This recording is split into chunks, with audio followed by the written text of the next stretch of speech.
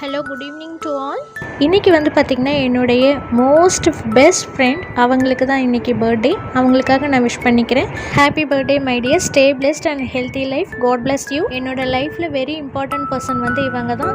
ஏன்னா இவங்க இல்லைன்னா யூடியூப் சேனல் வந்து நான் ரன் பண்ணியிருக்க மாட்டேன். என்னை மோட்டிவேட் பண்ணி கைட் பண்ண பர்சனும் இவங்க தான். என்னுடைய பூஜை ரூமில் வந்து நீங்கள் நிறைய பேர் வந்து நான் அந்த பூஜை மனைகள்லாம் வச்சுருப்பேன், சரவண பவ கோலம்லாம் போட்டிருப்பேன்.